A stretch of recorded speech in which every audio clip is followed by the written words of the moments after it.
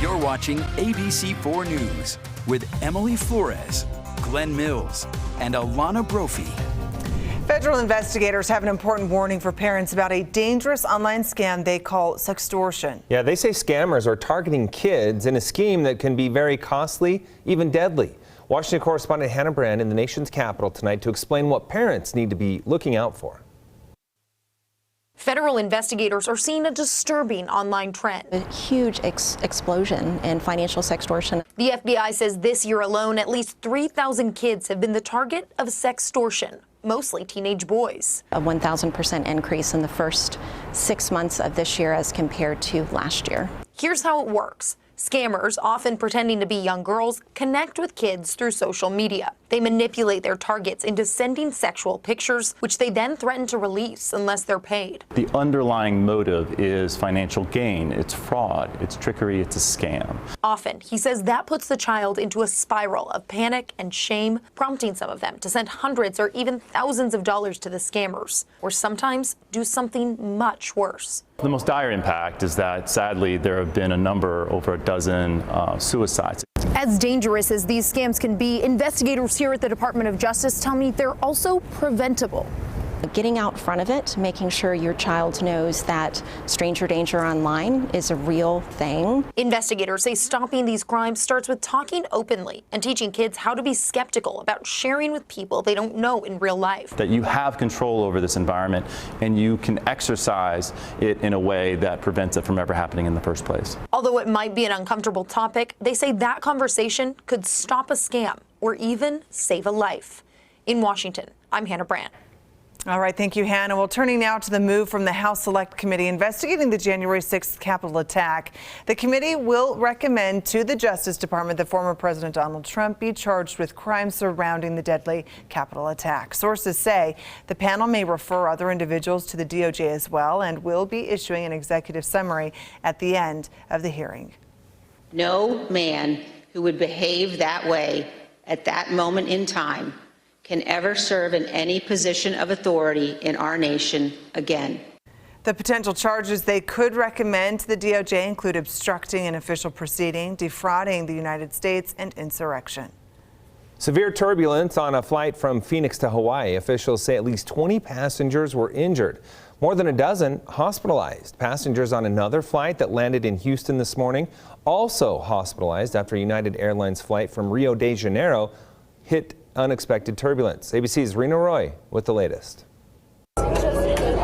New video taken on board a Hawaiian Airlines flight shows passengers in shock moments after severe turbulence sent some flying from their seats. I started free falling for like 5 to 10 seconds. Everyone flew in the air, all luggages came out of the bins. People hitting their heads, ceiling tiles cracked and bent. The chaos began just 30 minutes before the Airbus 330, carrying 278 passengers and 10 crew members, was set to land in Honolulu from Phoenix Sunday. I don't think the plane will withstand this. I don't think we're going to make it. Authorities say at least 20 people were hurt, including 3 flight attendants who were moving about the cabin and a 14-month-old child. One passenger even losing consciousness. The plane making an emergency landing. There were no fatalities, and I'm hoping folks don't have to stay in the hospital too long and can get back to their loved ones, whether they live here or are on vacation. Others were treated in the terminal for cuts to the head, bumps, and bruises. Hawaiian 35 Heavy, did you need medical personnel at the gate? Yes, we do, Hawaiian. And on Monday morning, video shows emergency responders arriving at this airport in Houston after 3 crew members and 2 passengers were also injured when United Flight 128 hit unexpected turbulence on its way from Rio de Janeiro. They were taken to a local hospital with minor injuries. This is the very reason that pilots like myself constantly warn you from the cockpit to keep your seatbelt fastened whenever you're in your seat, regardless of flight conditions. Officials say these kinds of incidents are very rare. The FAA and NTSB are involved in both investigations to figure out what exactly happened. Rena Roy, ABC News, Los Angeles. In just a few days, many children will open packages of toys that they may remember for the rest of their lives. Craig Wirth recalling some classics like the Slinky and chemistry sets. Some might be memories of even your holiday gifts. Okay, I remember Baby Alive, favorite toy of all still. Craig dug out his 60-year-old Tonka trucks and his Etch-a-Sketch and some old advertisements in this worth watching story. Gives a big lift when wrapped as a gift, a very likable toy. Of course, there were just some standard toys. It's Slinky, for fun it's a wonderful toy. It's Slinky, it's fun for a girl and a boy. Yep, the gotta-haves, like Silly Putty. All other toys were divided into two categories. Those that parents feared would blow up your house. Brand new chemistry, brand new packages. There's fun in Gilbert Chemistry for 1963. And those that parents feared, that could put an eye out. Zooming through space just like Superman does in his adventures. Now you'll want to be one of the first to have your own flying Superman. Oh, I was big time into Tonka trucks. They're made of steel that's rugged and painted brightly, too. And every single one looks real with lots of things to do. There are Tonka toys to push and drive and Tonka toys that dig. To make your playtime come alive, here's a terrific rig. Oh, of course. Everyone had a favorite toy. Every morning, I got to truck in a frozen can of Minute Maid orange juice from the freezer to the kitchen. I hit a lot of door jams along the way. You never part with your favorite toy. I did put a Channel 4 sticker on it 52 years ago when I was first hired here. G.I. Joe, fighting man from head to toe, on the land, on the sea, in the air. Other toys, oh, lots of them. Heroes were big in the 50s and 60s. A new Major League record, 61 home runs by Roger Maris. Hi, kids. That sure was a day for me. Part of the thrill of baseball. The kind of real excitement I've put into my great new game by Pressman, Action Baseball. Here it comes. A hot single to right. All baseball stuff was big, and you had to put your name on everything you owned. Remember, yes, when phone numbers were cool, and they started with letters. Here he comes, greatest toy you've ever seen, and his name is Mr. Machine. You created things for hours. Etch-a-Sketch draws and writes like magic. Turn the knobs and the lines go up and down and all around. Well, the knobs broke after 50 years, I suppose. But all those hours spent on an Etch-a-Sketch back then did pay off. You never forget. Not bad. Yep, you can go back to your childhood with your toys in memories.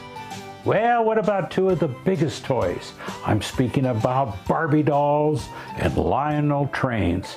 Well, let's just do full stories on them sometime in the next couple of months.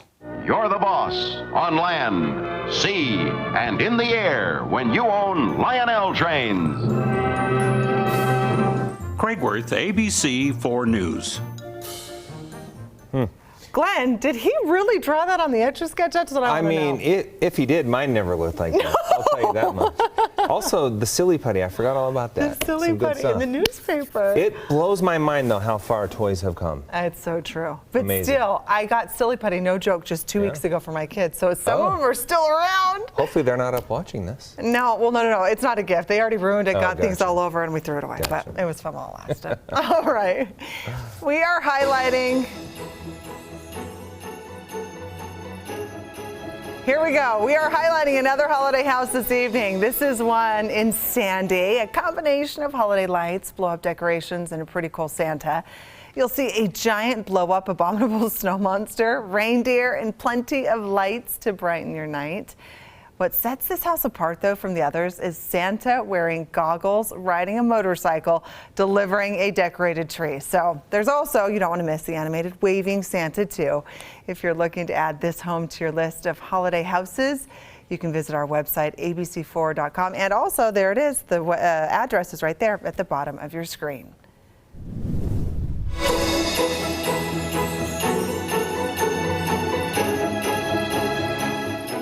All right, and we want to continue to show all of the places that are decked out for the holidays. So if you would please send us the details to abc4.com/tipline of any homes you've seen that are extraordinary out there with decorations, or you can call the number you see there on the screen.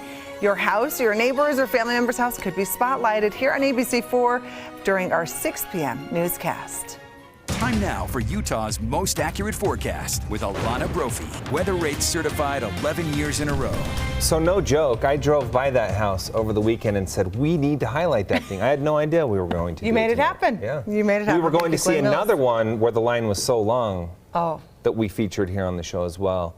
The other you one couldn't in even stick Sandy around. Draper area? Yeah, it's that was good. Amazing. Time out, Glenn. Did you call the tip line? Because No, that's what I'm saying. I thought we need to highlight this home.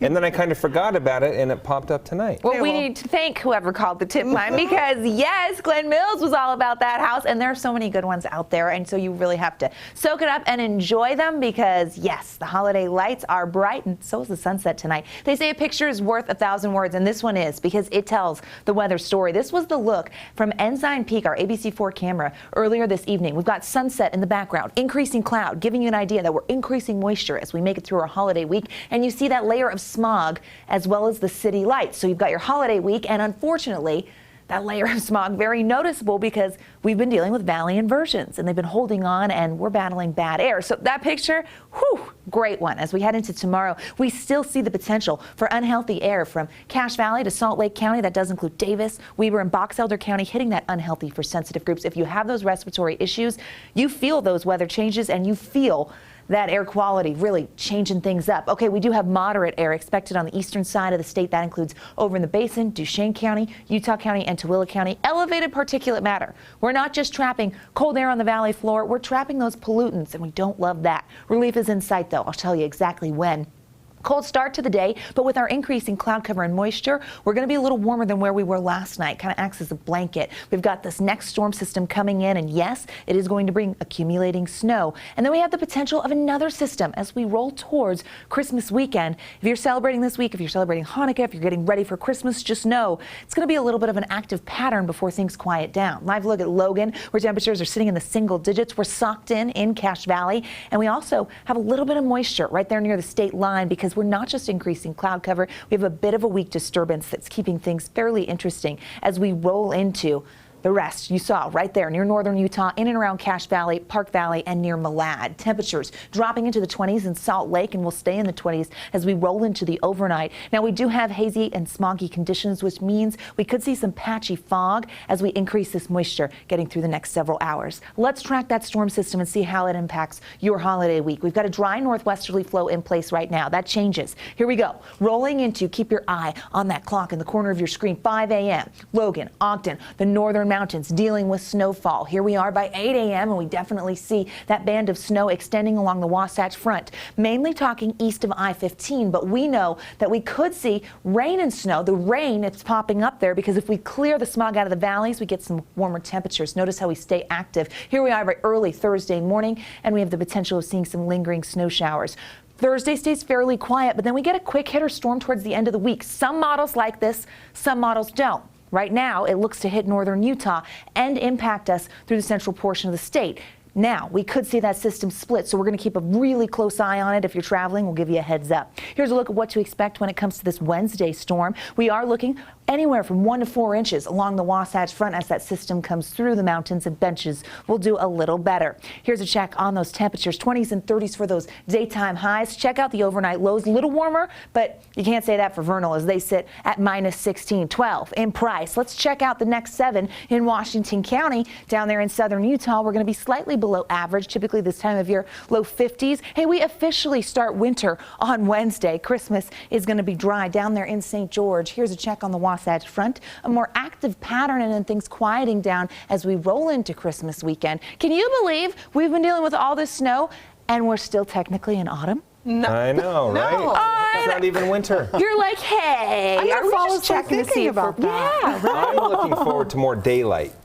Getting more daylight. True, very true. We'll start to turn that around as we roll into Wednesday. The end of that. The solstice. I kind of, it puts you in that holiday mood. Very festive, but you're right. Bring on the sun. He's such a bright personality. I get it. Daylight. I'm on board. All right, thank you, Alana. We appreciate it.